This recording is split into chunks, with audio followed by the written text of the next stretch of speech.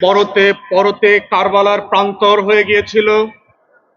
সেই কারবালায় জীবিত এবং শহীদ এবং জীবিত অথবা শহীদের মাঝখানে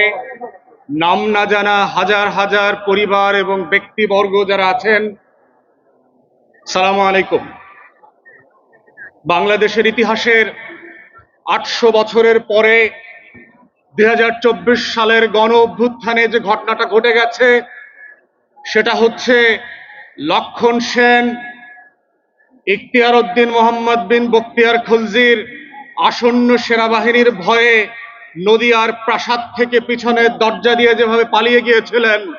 গত ৮০০ বছরে এই বাংলার আর বঙ্গীয় জমিনের দ্বিতীয় উদাহরণ তৈরি করেছেন হচ্ছে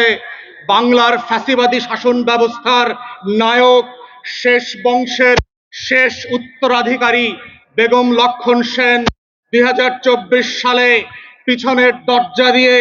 নেতা কর্মীদেরকে লক্ষ লক্ষ অবরুদ্ধ এবং অনিয়ন্ত্রিত অবস্থায় রেখে পালিয়ে ওনার প্রভুর দরবারে ছিলেন। ৮ বছরের ব্যবধানে আমরা নতুন করে আরেকজন লক্ষণ সেন পেয়েছিলাম এবং যেই লক্ষণ সেনের উত্তরসূরি হচ্ছে সেই দিল্লির প্রজাতন্ত্রের যারা শাসক ব্যবস্থা কায়েম করেছিলেন, যারা নমরুদ এবং ফেরাউনের উত্তরসূরি ছিলেন, যারা কারবালার ময়দানে মুসলিমদেরকে হত্যা করে পৃথিবীর ইতিহাসে ঘৃণিত জঘন্যতম নামে পরিচিত হয়েছিলেন, সেই লক্ষণ সেনের মধ্য দিয়ে বাংলাদেশের ইতিহাসের নতুন করে গণপ্রজাতন্ত্র গড়বার যে আকাঙ্ক্ষা, যে ৭১ সালে আমার লড়াইটা ছিল, যে লড়াইটা বাস্তবায়িত হয় নাই, সেই অবাস্তবায়িত লড়াইয়ের মধ্য দিয়ে আমাদের শত শত তরুণ যুবক, রিকশাওয়ালা, কাজের লোক, বুয়া থেকে শুরু করে শিশু পর্যন্ত শহীদ হয়ে নতুন বাংলাদেশ গড়বার যেই চৈতন্যকে জাগরণ করে দিয়ে গেছে, সেই চৈতন্যের প্রথমতম স্লোগান ছিল দেয়ালে দেয়ালে যে শহীদ আবু সাইদ মুগ্ধ, শেষ হয় নাই যুদ্ধ, লাখো শহীদের রক্তে গড়া দেশটা কারো বাপের না,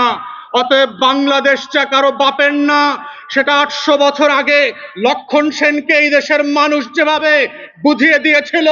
২০২৪ সালের জুলাই এবং আগস্টে শেখ পরিবারকে আবার বুঝিয়ে দেওয়া হয়েছে বাংলাদেশ কারো বাপের না। শেখ পরিবারের কাছে এই বাংলাদেশ ৭২ থেকে ৭৫-এও ইজারা দেওয়া হয় নাই, ১৬ বছরে ইজারা দেওয়া হয় নাই, আগামীতেও দেওয়া হবে না। যারা ব্যাকডোর দিয়ে আওয়ামী লীগকে পুনর্বাসনের দুঃস্বপ্ন দেখছেন, আওয়ামী লীগ যেভাবে বাংলার ইতিহাসে মুসলিম লীগ হয়ে গেছে, যারা আওয়ামী লীগকে পুনর্বাসনের চেষ্টা করবে, যারা সংস্কারের বদলে, বিচারের বদলে আওয়ামী লীগের নেতাদেরকে গ্রেফতার করবার বদলে লুটপাটের রাজতন্ত্র কায়েম করছে, তাদেরকেও মনে করিয়ে দিতে চাই, মুসলিম লীগের ইতিহাস থেকে শেখেন। আওয়ামী লীগ মুসলিম লীগের ইতিহাস থেকে শেখে নাই বলে ৬০-এর দশক আবার ২৪-এ এসে হাজির হয়েছে। তাই গণ অভ্যুত্থানের স্পিরিট হচ্ছে বাংলাদেশ বদলে দেবার বন্দোবস্ত, গণ অভ্যুত্থানের স্পিরিট হচ্ছে নতুন করে বাংলাদেশকে ফ্যাসিবাদ মুক্ত বাংলাদেশ গড়বার প্রত্যয় তৈরি করা, গণ অভ্যুত্থানের হচ্ছে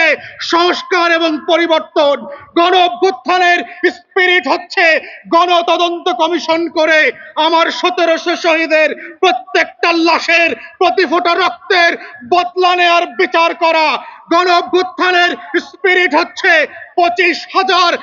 প্রতিবন্ধী এবং আহত মানুষকে বাংলাদেশ প্রজন্মের কাছে পরিচিত করিয়ে দেওয়া।